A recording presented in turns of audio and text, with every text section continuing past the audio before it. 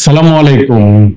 আমি ডাক্তার মোহাম্মদ আক্তার কামাল পারভেজ, সহকারী অধ্যাপক, neurologist and kidney transplant surgeon, Bangladesh medical বিশ্ববিদ্যালয়, শাহবাগ, ঢাকা।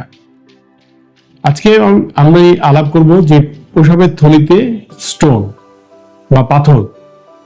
এখন এই পাথরের কি কারণে হতে পারে?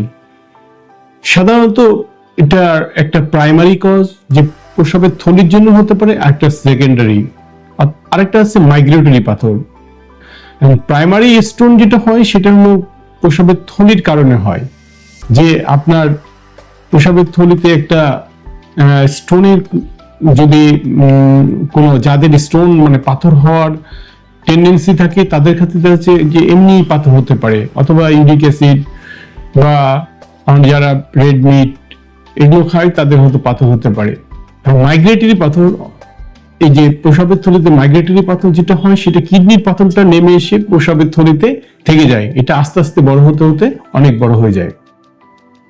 আর একটা হলো সেকেন্ডারি পাথর বিভিন্ন কারণে হতে পারে, যেমন যদি প্রস্রাবের রাস্তা যদি বন্ধ থাকে, প্রস্রাব যদি অনেকদিন ধরে প্রস্রাবের থলির ভিতরে থাকে, অথবা ক্যাথেটার দিয়ে রাখে, অথবা যারা অনেকের বেড রিটেন পেশেন্ট যারা শুয়ে থাকে তাদের হতে পারে। পেশাবের রাস্তা অনেক সময় যাদের বন্ধ থাকে তাদের ক্ষেত্রে হতে পারে। এর সেকেন্ডারি স্টোন ইনফেকশনের জন্য হতে পারে।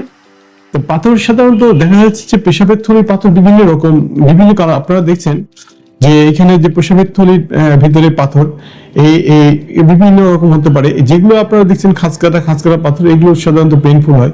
আবার একটা দেখা যাচ্ছে এই পাথরটা অনেক দিন ধরে আপনার এখানে থেকে গেছে, এই পাথরটা, তো এই পাথরটা দেখা যাচ্ছে কোনো প্রবলেম করে না, মাঝে মাঝে পেশাবের সমস্যা করতে পারে। এই যে আমরা পাথর দেখতে পাচ্ছি, তো এই স্টোন থাকলে কি সমস্যা হতে পারে?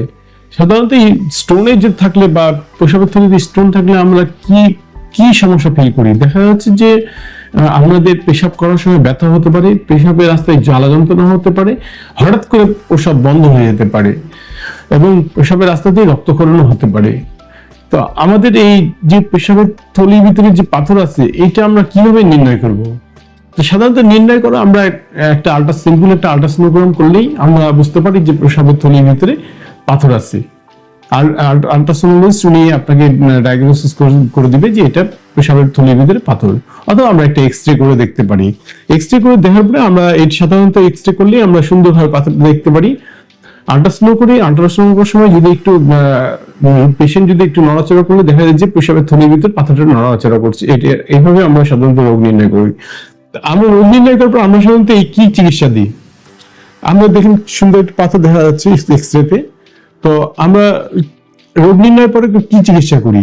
এখন রোগ নির্ণয়ের পরে যদি পাথর যদি বড় হয়, যদি অনেক বড় পাথর হয়, তাহলে অনেক বড় যদি পাথর হয় সেক্ষেত্রে আমরা বড় যদি পাথর হয় সেক্ষেত্রে আমরা এটা মেশিন দিয়ে হয় না, দুই রকম, একটা হলো মেশিনের সাহায্যে অপারেশন করি, এন্ডোস্কোপিক সার্জারি করি, আর একটা হলো ওপেন করি।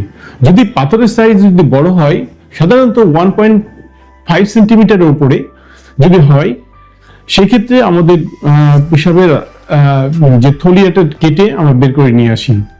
আর যদি 1.5 এর নিচে হয় সেক্ষেত্রে আমরা এন্ডোস্কোপিক সার্জারি করে দিই। এখানে কোনো কাটাছেঁড়া করা লাগে না, পেশাবের রাস্তা দিয়ে মেশিন ঢুকিয়েই আমরা সাধারণত এই সার্জারিটা করে ফেলি। এটা তখন সার্জারি ঢুকিয়ে আমরা সাধারণত এখানে ছোট ছোট গুঁড়ো গুঁড়ো করে দিই, এটা পেশাবের রাস্তা দিয়ে বেরিয়ে যায়। এই সার্জারিটা আমরা করে দিলে রোগীর পেশেন্ট কিন্তু ভালো হয়ে যায়। কিন্তু বড় পাথর হলে কিন্তু এটা মেশিন দিয়ে হবে না।